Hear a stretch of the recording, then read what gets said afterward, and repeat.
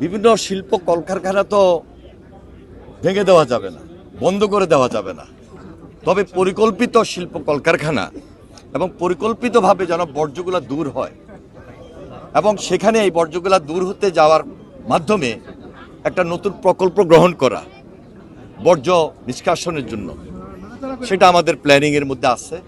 সেই দায়িত্বটুকু নিয়ে আমরা আলোচনা করেছি এবং নতুনভাবে আজকে যে কাজে আমরা আসলাম সেটি হলো খাল পুনঃখনন।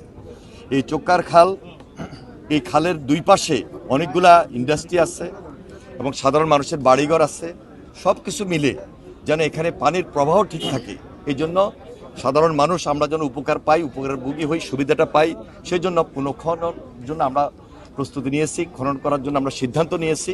ইনশাল্লাহ এই কাজটুকু আমরা সমান অগ্রাধিকার এসে বলেই আমরা এখানে উপস্থিত হয়েছি।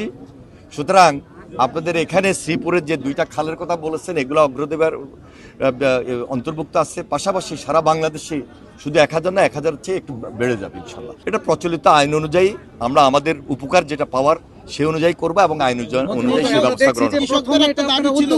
কিন্তু পরবর্তীতে উপরের নির্দেশে অনেক ফ্যাক্টরি তারা কিন্তু যেহেতু এর আগে নির্বাচিত সরকার ছিল না, এই জন্য এই ধরনের প্রস্তাব আপনার আসতে পারে। নির্বাচিত সরকারের কাজ হলো জনগণের পাশে থেকে এই উদ্যোগটুকু নেওয়া, সেটা আমরা গ্রহণ করবো। এখানে তো ধরেন দীর্ঘদিন বঞ্চনা, অবহেলা, উপেক্ষিত অবস্থায় আপনারা ছিলেন। এখন নতুন করে যেহেতু আমরা দায়িত্ব নিয়েছি, প্ল্যান ওয়াইজ যেখানে গতিপথের মাধ্যমে নির্ধারিত হবে এবং আমাদের এইটাকে সমন্বয় করার জন্য আইন অনুযায়ী যা যা করার দরকার, নদী আইন, খাল খননের জন্য যেটা প্রয়োজন সে অনুযায়ী আমরা কাজ করবো ইনশাল্লাহ। খুব একটা সমস্যা সাধারণ মানুষের হবে বলে এটা আমরা মনে করি না এবং সেই সুযোগ থাকবে।